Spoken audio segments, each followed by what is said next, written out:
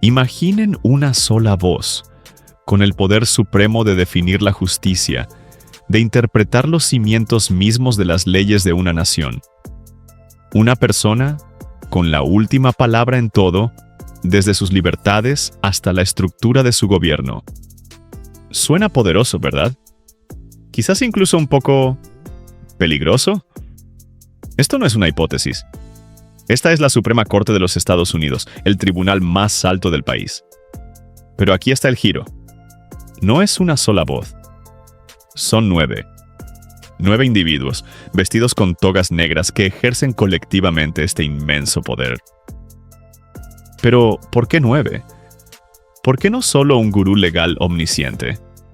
Y si todos están viendo la misma constitución, las mismas leyes, ¿por qué llegan tan a menudo a conclusiones tan drásticamente diferentes? ¿Y por qué simplemente no le piden al Congreso, la gente que escribe las leyes, que aclare las cosas? Estas no son solo preguntas académicas. Llegan al corazón mismo de cómo funciona Estados Unidos, cómo se protegen nuestros derechos y cómo se imparte justicia. Así que levantemos el telón del enigmático mundo de la Suprema Corte. Cuando nacieron los Estados Unidos, sus fundadores desconfiaban del poder concentrado. Acababan de librar una revolución contra un rey, ¿recuerdan? Así que, cuando redactaron la Constitución, dejaron un detalle crucial en blanco. ¿Cuántos jueces debería tener? Fue el Congreso, no la Constitución, quien fijó el número por primera vez. En 1789 decidieron que fueran 6 jueces. ¿Por qué 6? Bueno, en aquel entonces, los jueces de la Suprema Corte también tenían que recorrer los circuitos, viajando por todo el país para escuchar casos en tribunales federales inferiores. 6 jueces podían cubrir convenientemente los 3 circuitos judiciales que existían en ese momento. Pero Estados Unidos creció. Se unieron nuevos estados, se crearon nuevos circuitos, y el número de jueces fluctuó. Subió a 7, luego a 9, incluso brevemente a 10 durante la era de la Guerra Civil, cuando el presidente Lincoln buscaba asegurar una mayoría antiesclavista. El Congreso incluso intentó reducir la Corte a 7 para limitar el poder del presidente Andrew Johnson para nombrar jueces. Finalmente, en 1869, el Congreso se decidió por el número 9, y así se ha mantenido desde entonces. Así que el número mágico no es un decreto antiguo. Es un accidente histórico, solidificado por más de un siglo y medio de tradición. La evolución del número de jueces refleja la adaptación de la nación, no una fórmula divina.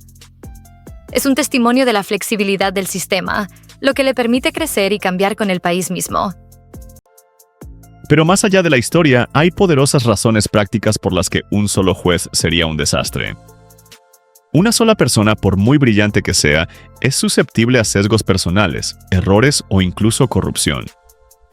9 voces aseguran un control sobre el poder individual.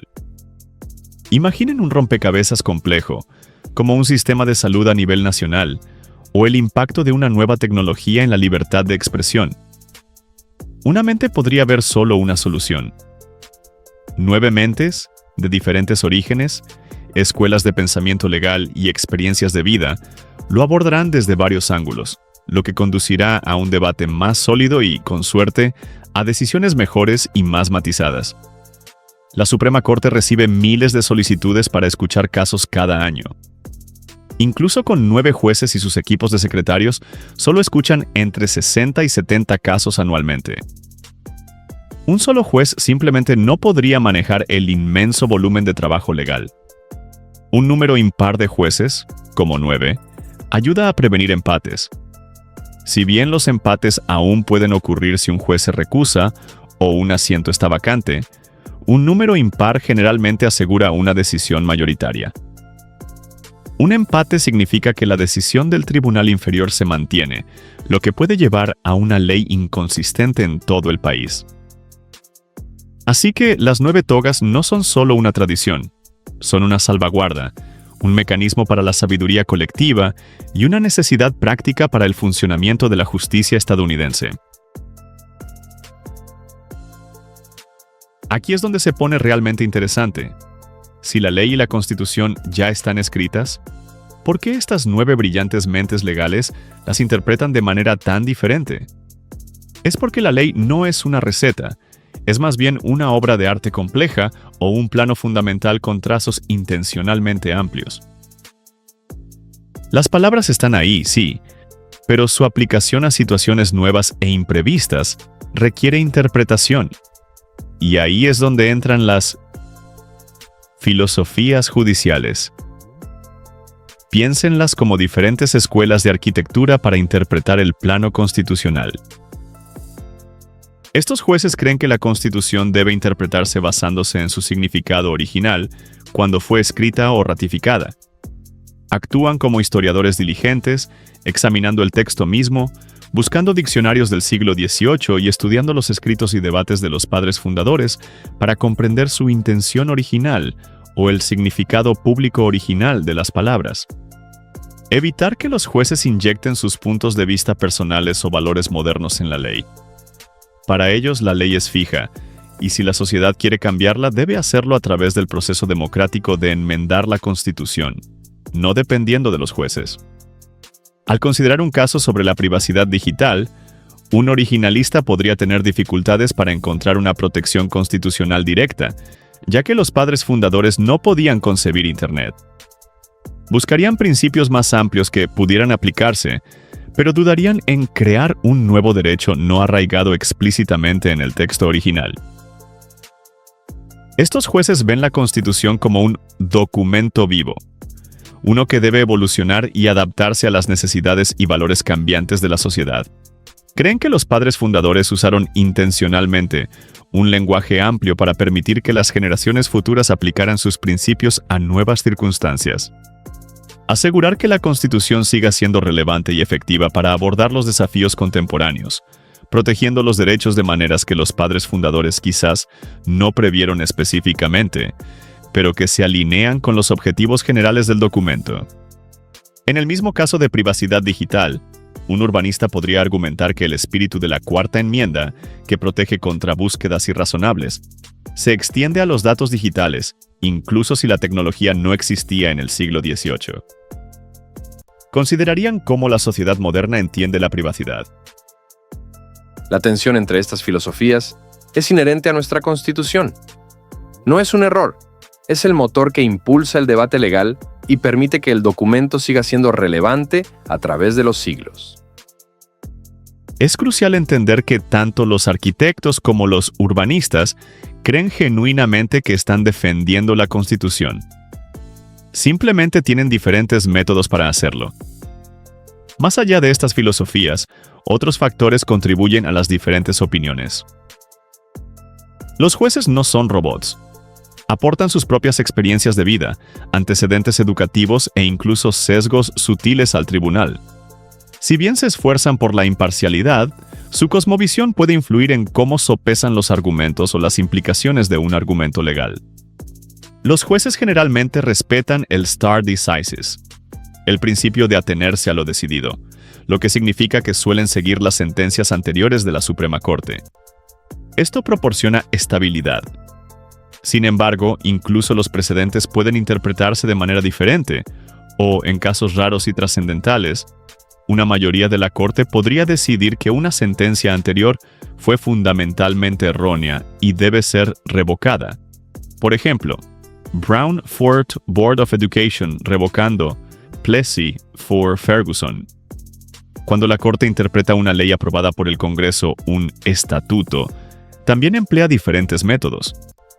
Algunos se centran estrictamente en las palabras de la ley, textualismo, mientras que otros intentan discernir el propósito o la intención más amplia del Congreso al aprobar la ley, purposivismo. Así que, cuando ven una decisión de 5-4, a menudo no se trata de animosidad personal, sino de un desacuerdo filosófico profundamente arraigado sobre la naturaleza misma de la ley y cómo debe aplicarse a las complejas realidades de la vida moderna. Esto nos lleva a la tercera gran pregunta. Si la Suprema Corte está tan dividida en una interpretación, ¿por qué simplemente no levantan el teléfono y le preguntan al Congreso? Oigan, ¿qué realmente quisieron decir con esa ley? O incluso, ¿pueden aclarar esta parte de la Constitución? La respuesta reside en el ingenioso, aunque a veces frustrante, sistema de separación de poderes y controles y equilibrios sobre el que se construye el gobierno de Estados Unidos. Cada poder tiene su propio papel distinto, y es esencial que permanezcan independientes entre sí para evitar la concentración de poder. En el trascendental caso de 1803 de Marbury vs. Madison, el presidente de la Corte Suprema John Marshall declaró célebremente: «Es enfáticamente la provincia y el deber del Departamento Judicial decir qué es la ley». Esto estableció el poder de la revisión judicial, la autoridad de la Corte para interpretar la Constitución y las leyes, y para anular cualquier ley o acción gubernamental que considere inconstitucional. Este es su trabajo. Si le pidieran al Congreso una aclaración sobre asuntos constitucionales, socavaría su independencia y su papel como intérprete último de la nación, la ley suprema. Sería como pedirle al árbitro de un partido que consulte a uno de los equipos sobre cómo interpretar las reglas. La Suprema Corte solo conoce de casos y controversias. Esto significa que solo interpretan las leyes cuando se les presenta una disputa legal real. No emiten opiniones consultivas, interpretaciones o aclaraciones hipotéticas fuera de un caso específico. Esto limita aún más su capacidad de simplemente preguntar al Congreso una aclaración general. El sistema está diseñado para un diálogo de acciones, no para una consulta directa sobre la interpretación. Si la Corte interpreta un estatuto, una ley aprobada por el Congreso, de una manera que el Congreso no pretendía, el Congreso puede pasar una nueva ley o enmendar la existente para aclarar su intención original.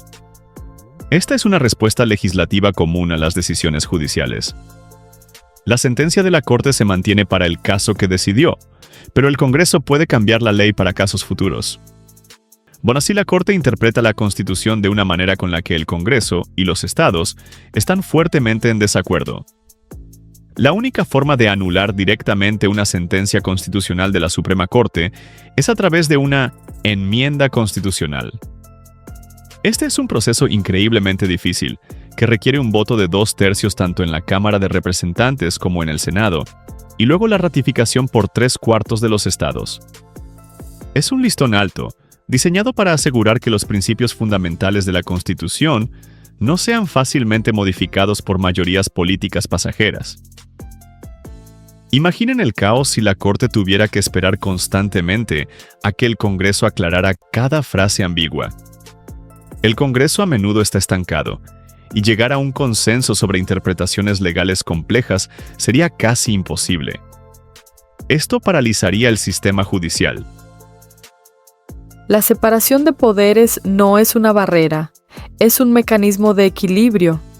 Asegura que cada poder cumpla su función sin invadir la de los otros, preservando la integridad de nuestra estructura gubernamental. Así que, si bien a veces puede parecer ineficiente, el sistema está diseñado para mantener la independencia de cada poder. El papel de la Suprema Corte es interpretar, y el papel del Congreso es legislar. Actúan como controles mutuos, asegurando que ningún poder tenga todo el poder para definir la ley del país. La Suprema Corte de los Estados Unidos, con sus 9 jueces, sus diferentes filosofías y su relación única con los otros poderes, es un testimonio de las complejidades y la resiliencia de la democracia estadounidense. No es un sistema perfecto, y sus decisiones a menudo son recibidas con un debate ferviente y fuertes emociones. Pero es un sistema diseñado para la deliberación, para los controles y equilibrios, y para la interpretación continua de un documento fundamental destinado a perdurar por los siglos venideros. Las diferentes interpretaciones no son un defecto, son, en muchos sentidos, una característica, un reflejo de una democracia vibrante que lidia con preguntas profundas sobre la justicia, la libertad y el significado de sus propios principios de gobierno.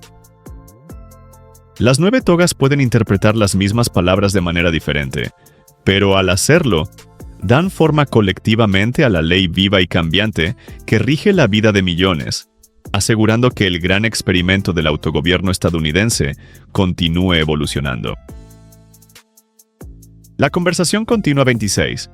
¿Qué piensas tú? Si disfrutaste este video, por favor dale me gusta y suscríbete para más información sobre cómo funciona nuestro mundo.